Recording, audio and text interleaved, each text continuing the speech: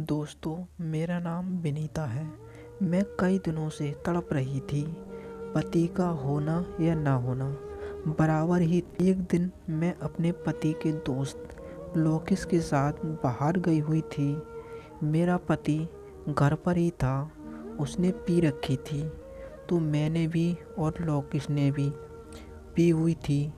मैं लोकेश के साथ बाजार के लिए निकली हुई थी। मैंने एक टी शर्ट पहनी थी और टी शर्ट से बड़े बड़े नारंगी और भी बड़े लगते हैं। पहनी ही नहीं थी। पीने के बाद मैंने बहुत देर घर पे ही अपने सामान को सहला हुआ था। लोकेश के साथ मैं उसके बाइक पर बैठी थी और फिर हम दोनों बाजार के लिए निकल पड़े थे। मेरे नारंगी कड़क हो चुके थे क्योंकि मेरे नारंगी बार बार उसके पीठ पे लग रहा था। मैं थोड़ी गर्म हो चुकी थी, इसलिए मैंने सोचा कि लोकेश को भी गर्म किया जाए। लोकेश एक हट्टा कट्टा लड़का था। उम्र करीब 22 साल थी। दिखने में भी काफ़ी मस्त था। मुझे ये भी पता था कि वह मुझे पसंद करता था, इसलिए मैंने सोचा कि आज उसी से काम चला लिया जाए। रात के करीब 2 बज रहे थे और सड़क भी एकदम सुनसान थी।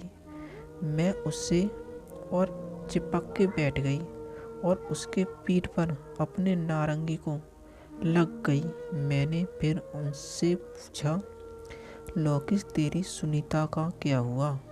वह बोला, कुछ नहीं भाभी, मैंने उसे छोड़ दिया। काम निकल गया तो क्या अब उसे गले में टांग के घोड़ी घुमाता? मैं समझ गई थी उसने सुनीता को करके ही छोड़ दिया था।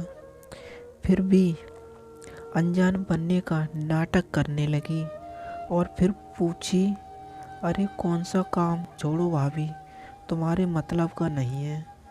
बताना कुछ नहीं भाभी, बस खाली उसे मैंने, क्योंकि उसने काफ़ी पी ली थी, सो उसके मुंह से गलती से बात निकल रहा था।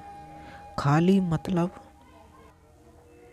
तूने उसके साथ काम करके छोड़ दिया? भाभी मैं तो पहले से ही गर्म थी और उसकी इन बातों से मेरा दिल पिघलने लगा। और फिर मैंने पूछा, अब सुनीता का क्या होगा? उसका क्या होगा? उससे भी पहले कई लोगों ने चख चुका था और मैंने जब उसे छोड़ दिया उसके बाद उसने एक और को पकड़ लिया। उसकी इन बात को सुनकर मेरी सामान में खुजली सी होने लगी और मेरा मन कर रहा था कि उसे साफ साफ कह दूं कि मुझे कर दे, पर हिम्मत नहीं बन रही थी। पर मैंने उसके इन सब बातों का सहारा लेकर उसे और गर्म करने की सोचा। और फिर मैं यही सोचने लगी कि किस तरह से इससे करवाऊं। फिर मैंने कुछ सोच के बोली, लोकेश अपना काम बनता कहीं जाए तो? वो मुझे हैरानी से घूर के देखने लगा। मैं भी उसे देख के उससे और चिपकने लग गई और फिर कहा, लोकेश मेरा एक काम कर दे। बोलो भाभी। पहले बाइक रोक दो। उसने फिर सड़क के बाजू बाइक रोक दी। मैं बोली, यहाँ नहीं, थोड़ा आगे चल। थोड़ा आगे जाकर मैंने एक खाली प्लाट के बाजू पर बाइक रुकवा दी और उसके हाथ पकड़ के प्लाट में ले गई जहाँ थोड़ा अंधेरा था। और फिर उसे बोली, लोकेश जो बोलूँगी वो करेगा ना? भाभी आप बोलो तो। मैंने फिर उसका हाथ पकड़ के अपने एक पर रख दिया और बोली, लो किस कर लो मुझे, मैं बहुत प्यासी हूँ, मेरी प्यास बुझा दे। उसने मेरी तरफ अजीब नज़रों से देखा और मेरे नारंगी को दबाने लग गया और बोला, है आप क्या कर रही हो? भाभी, हाँ लोकेश, मैं ठीक कर रही हूँ। बड़े दिनों से प्यासी हूँ और तड़प रही हूँ। ये कुछ नहीं बोला और मेरे नारंगी को जब मैंने देखा कि वह खामोश है तो मैंने उसका हाथ पकड़कर अपने पेट पर रखा और अपनी ट्रक में सरका दिया।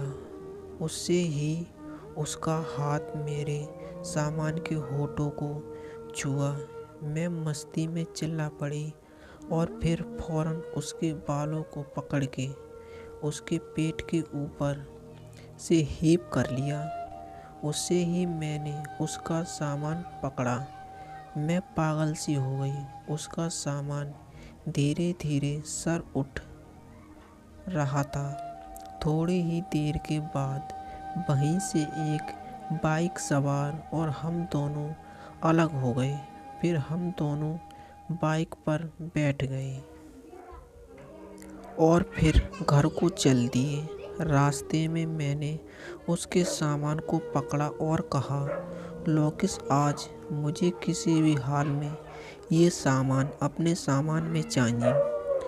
तुम्हें बड़ा जल्दी पता चल गया कि मेरे साले इतने सामान ले चुकी हूँ कि छूते ही बता सकती हूँ कि सामान कितना बड़ा होगा।